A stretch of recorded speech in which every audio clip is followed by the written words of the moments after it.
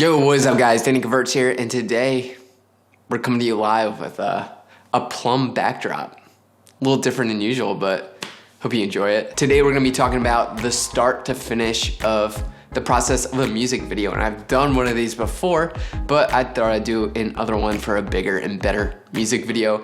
And the music video was shot for the song Halfway There by Rozes. This was my second music video for the artist Rozes.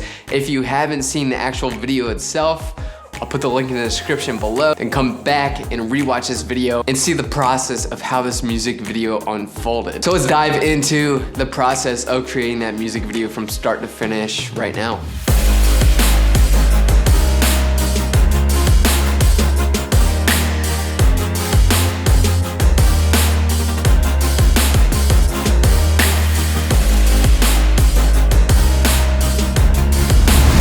So like I said, this was my second time shooting a video for the artist Rozes, and the first time I did a great job and the label loved it, the artist loved it. So they actually emailed me again. They had coming out called Halfway There. They sent me the song. They told me that the song was about women's empowerment, and they're like, hey, come up with the concept. We trust you. We want to see what you think about the song and come back to us with a concept. So next, what I did was listen to the song a billion times and brainstorm different ideas that you could do with this song. It was a powerful song. It was about women empowerment. It was a very strong pick-me-up kind of song, and I needed the video to feel that way. And I knew I wanted the video to give people chills and blow people away emotionally. So I came up with a music video treatment, which is what I do for every single music video that I come up with. You come up with a video treatment. If you don't know what a video treatment is, I've actually made a video on that already, so go check that out. But in this music video treatment, I have the look and feel and style that I imagined the video to look like. The video ended up being basically strong women doing awesome things and coming together and feeling empowered together. And that is exactly what the video treatment outlined, and that's what it looked like. And that's what I sent back to the music label, and the music label instantly loved it. It was the first time ever that I had made a music video treatment, and on the first try, have the label actually really love it. So that was awesome for me. I didn't have to go back and change anything. They approved right away, sent me over the budget, sent me over the due date in which they wanted this shot by and edited by. And as soon as I saw the budget, I was just kind of like, as soon as I saw the number, I knew I probably wasn't gonna make any money on this project. I knew right away that budget was gonna get completely destroyed by location fees, talent fees, and gear rental fees. An artist like Rozes is really awesome. The song was really awesome. I really loved the idea of the music video, and I didn't want to put myself in a complicated position where I'm like arguing about the budget and then I don't end up being able to shoot this project. I really just wanted to shoot this project, and I knew it was gonna be awesome for my website, so I didn't argue it, and I just kind of went with it. So the next step for me was picking the camera and the lenses that I want to shoot with. I went with the red helium 8K because why not? I could have just gotten like the red 6K Dragon, but it's all really the same. 8K is stupid. You don't really need 8K ever. Two reasons I went with red. A, it offers just like a little bit higher production value than my Canon C200, but B, because I knew I wanted to shoot this piece anamorphic, because I love the way anamorphic looks and feels, and the lens flares, and it just like looks super awesome. So I knew I wanted to try out the Lomo anamorphics. A lot of people were telling me not to try out these lenses because they're super soft, but I went into the rental house and I tried them out, and I absolutely loved the way they look. I loved the softness, I loved how it looked on the skin, and I loved how these lenses really flared. And so I decided to take them out, and the lenses overall performed so awesome. Probably the best lenses I've ever used, and my favorite lenses that I've ever used. So crew-wise, I didn't really have a crew. I kind of wore many hats on this project. I was the director, DP, producer, editor, sound design, colorist, whatever, you name it. I was doing pretty much everything on this shoot. I didn't want a huge crew because I kind of just like wanted to do it all myself because I love doing it all myself, and I knew I could probably handle it. Two, I didn't have enough money to really hire too many people. But the one person I did hire, and the one person I absolutely needed, was an AC. If you don't know what an AC is basically the person that assists the DP with everything that they need, from, you know, camera build to swapping lenses, to pulling focus, etc. So I knew if I was going to be directing, setting up lighting, producing, doing all these things and wearing all these hats, the last thing I wanted to do was start worrying about the camera build and start worrying about all the little specifics that go into getting the camera ready before you press record. And those things take a ton of time, and I knew if I had an AC that was gonna take a lot of weight off my shoulders, and it did. I hired my man Colin Welch, and he was absolutely the man. He's an awesome AC. I also had a scene where I was gonna be rocking the Ronin, rolling around with the red on a Ronin. There was no way I was gonna be able to pull focus by myself. I knew Colin was gonna be able to be in the back with his monitor pulling focus for me, and that was huge. So I could really focus on the movement and the framing of the shot while Colin was in the back pulling focus. Also, I had a handful of friends come out and help me out wherever I needed help on set, whether it was unloading the car, packing the car, moving stuff around, that kind of thing. Then moving on to locations. Locations is always hard to get a hold of people. It's hard to really know what the location looks like without visiting it. But because I am in Philly, I knew that there was a really awesome boxing gym called Front Street Gym in Philadelphia where they shot the movie Creed. And I knew that was the exact place that I wanted to shoot all the boxing scenes. It had all the authentic boxing looks and feels, and it was gonna be perfect. So after a bunch of times trying to get a hold of the older gentleman who runs the gym, I finally got a hold of him because he doesn't have an email, he doesn't have text messaging, he just basically has his office phone. So I had to catch him at the right time in his office, finally got a hold of him, explained the situation, offered him money, and he said, sure.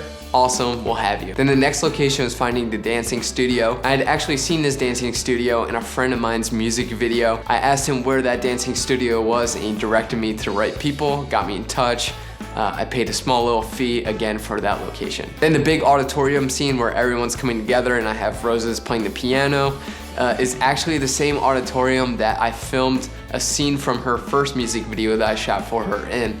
There's a scene in the Where Would We Be music video where, you know, the friends are playing this auditorium. That auditorium is the same one that we shot this big scene in. So for this scene, I was dealing with the school district of Philadelphia because I was filming in one of the public schools there, and it was a huge hassle. You know, I almost didn't get to school again because the school district was a mess to deal with. Ended up working out last second. It was a beautiful auditorium and awesome for the scene. So after I had all the locations nailed down, the next step for me is something that you should do on all big projects. I actually went out and scouted every single location that we were shooting at. And once I got into these locations, I could really scout out what I want to do in each location. I knew where I wanted to put the talent, and I knew how I was gonna set up the lighting. I also took photos while I was in all these locations so I could bring them back with me and do a little more planning while I was at home. And all that planning goes a super long way. So when you get to shoot day, you don't just show up in a panic trying to figure out what to do. You know exactly how each scene's gonna roll. You know exactly how you're gonna light each scene. All you have to do is tell people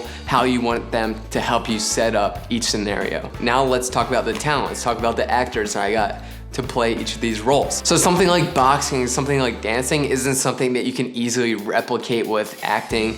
I wanted to make sure I got a real boxer. I wanted to make sure I got a real dancer to really perform these parts.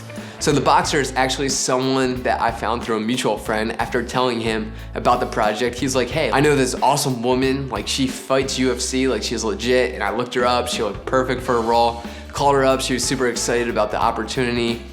Told her how much she would be paid. She was super down. Fun fact about the boxer, she actually had a huge fight the night before in Atlantic City and rolled into the shoot the next morning at 8 a.m. ready to go. Isn't it insane? Like, can you imagine having an actual UFC fight and then filming the next morning? I don't know. Then the dancer, her name is Sarah. She was somebody that I found for a previous music video. She was a dancer in one of those music videos, and I knew who she was. I knew that she was easy to work with, and I knew that she looked perfect for this role. So I called her up. She was super down, told her a budget for what she would be paid, and she was totally in, and she did an amazing job. And obviously we had Rozes playing herself, being the musician for her performance take. Her label actually hired hair and makeup for her, so I didn't have to, deal with hair and makeup or any of those things, because honestly, that's kind of the last thing I ever want to worry about. And then for the big scene where there's all these women coming together, I knew I needed to get a ton of women, and it was actually really easy to do. I just made a little post for Rozes to post on her Instagram story and on her Instagram account, and all those people just ended up DMing me. I told them the location, the date, and they ended up coming. Everything worked out perfectly. All the women that came were super amazing, super easy to work with. Even though it wasn't the most glamorous gig, there's still were all super excited just to be a part of the video, which was awesome. So finally shoot day comes around, or should I say shoot weekend, because it was a whole weekend. All the work was already done because I had done so much planning previously. Everything just kind of flowed the way that it was supposed to flow, and I didn't run into any major issues because all the planning was done beforehand. Having that AC and having some PAs on set was super helpful for me, so I could wear all these different hats. I was able to DP, I was able to direct, I was able to produce on set. And then when it came down to editing, the editing just fell into place. I wrote the script, I directed it, I shot it. I knew exactly how I wanted the piece to come together, so the editing was the easiest part. All the work happened in pre-production. None of it was happening while I was editing. I wasn't trying to look for shots to fill in to specific spaces. I knew exactly how the video edit was gonna come together during pre-production. So once I was done, I was happy with the final edit of the video. I sent it to a few people, got their feedback, made a small amount of adjustments to the video. Then once I felt like it was ready, I sent it over to the label, and I patiently waited nervously for the response because I knew I put so much into this, and I was just really hoping they liked it. And the label loved it. There's no better feeling in the world than when all your hard work and all your creativity and all the push ends up working out, and the people at the end of the day love it, because that's what it's all about, putting a smile on the face of the client and the people that are going to watch the video. The artist absolutely loved it. She actually sent me a little gift to thank me for shooting that video, which was super thoughtful. Rozes, aka Liz, is the greatest human being, so great to work with, and I hope I get to work with her far and far into both of our careers. That was really it. That was the whole process from start to finish of creating that music video. Again, check it out. Tell me if you like it. If you don't like it, save your comments to yourself, please. But yeah, made $0 making this video, but I made something that I really love, and it's the first video that you see when you go on my website, so couldn't be prouder of this project. So hopefully that was helpful for you guys. If you have any questions, leave them in the comments below, and I'll talk to you next time. See ya.